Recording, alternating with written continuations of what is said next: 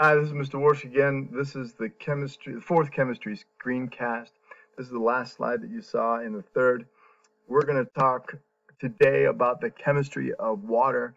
And the chemistry of water, the characteristics of water, all deal with the polarity of the water caused by polar covalent bonds and hydrogen bonds, which gives water its 7 characteristics. So first, water is a powerful solvent. So the polarity of the water will be able to allow it to separate polar molecules. Now the nonpolar molecules on the skin, well, that's where soap comes into play, because soap has both a polar and nonpolar region. The nonpolar end of soap will bind weakly to the nonpolar molecules, and the water will pull off the polar end of soap. But water is an extremely powerful solvent.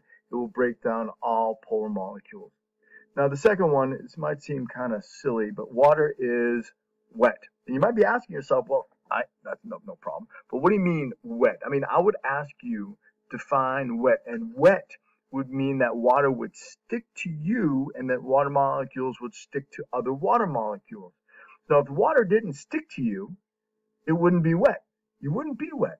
So if water was somehow nonpolar and was thrown on top of you, nothing would stick to you. It would just fall off and you wouldn't get wet at all. But water is wet because it sticks to you, and it sticks to you because of hydrogen bonds.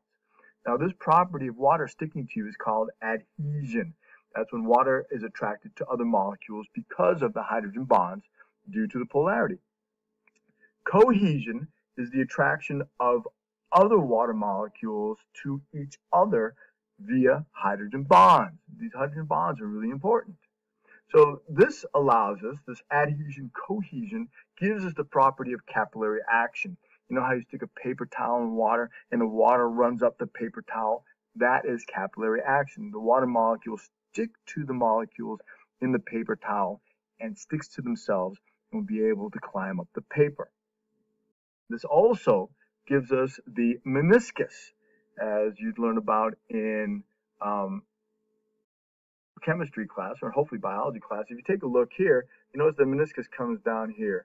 Well, the water molecules are attracted to the glass here, right? So they're climbing up the glass. But at the same time, gravity is pulling down on the center of this meniscus, and that gives you the curve. That is the meniscus. So a third property of water is that water has a high surface tension, and this is because of hydrogen bonds between water molecules. That's cohesion. This allows you to put the paperclip on top of the surface of the water. This allows you to pour your milk or drink past that top of the glass and get that little dome up there, because the water molecules are hydrogen bonding with the other water molecules and sticking together. This also forces people to spray water into the pool to break up the surface tension as those high divers go down into the pool. Water has high specific heat. Now, there's a lot of energy, it takes a lot of energy to cause the hydrogens to vibrate. And when the hydrogens vibrate, that causes friction, which causes heat. And then the heat is released, the energy is released, right, as heat. So that's specific heat. So it takes a lot of energy to start those hydrogens vibrating. And then when you take off the energy, then the hydrogens continue to vibrate, so it maintains its heat. That's how microwaves operate. They cause the hydrogens in water to vibrate, which cooks your food or heats up your food. Now, the energy is referred to as in calories, which is the amount of energy necessary to raise 1 gram of water 1 degree Celsius, or kcals, which is the number of energy needed to raise 1 liter of water 1 degree Celsius. 5, water has a high boiling point. Again, the hydrogens vibrate, that causes the hydrogen bonds to break, and then the water molecule is lost into the environment. That is boiling. So again, the energy causes the hydrogens to vibrate. The vibrations of the hydrogen cause the hydrogen bonds to break, and the molecules are lost into the atmosphere, and that is boiling. Hope I'm not going too fast. Hold on. Water is a good evaporative coolant.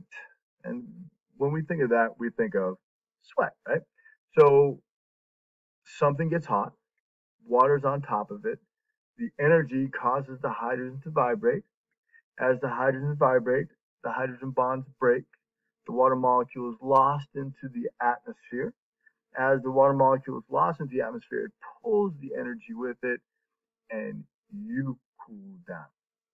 Now, in North Carolina, we have this thing called humidity, and humidity doesn't allow our water to evaporate as readily into the environment.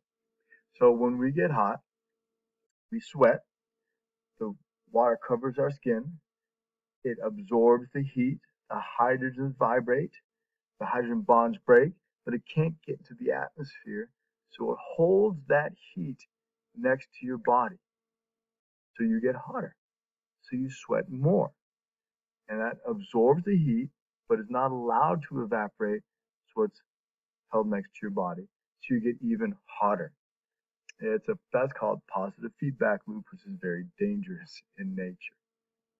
Water has a high freezing point and a lower density as a liquid solid than a liquid. It should be lower density as a solid than a liquid.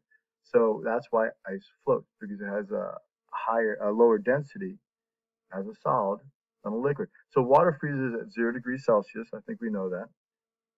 At 4 degrees Celsius, water is at its most dense. Now I'm going to ask you, why is that a good thing in nature?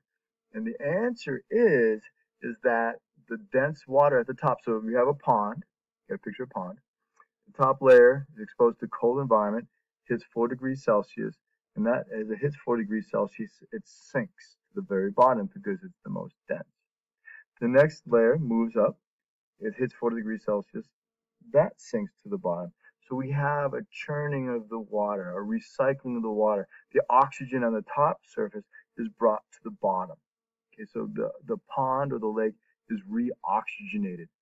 And it's a good thing. So that happens at 2 times of the year. It happens in the fall when they get ready for the winter freeze. And it happens in the spring when they're just coming out of that winter.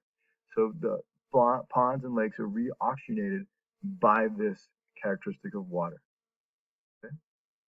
Now, as it gets colder and colder, the hydrogens stop vibrating. They slow down. And when the hydrogens stop at 0 degrees Celsius, they form bonds and they spread out.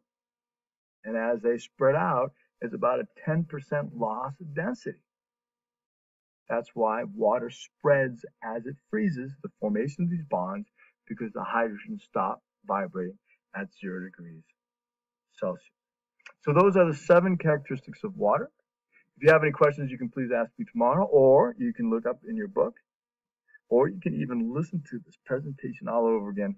This is Chemistry 4, Characteristics of Water, and I'm hoping that you'll be able to relate them to hydrogen bonds and polarity, and then even bring it back even further by relating that to the difference of electronegativity.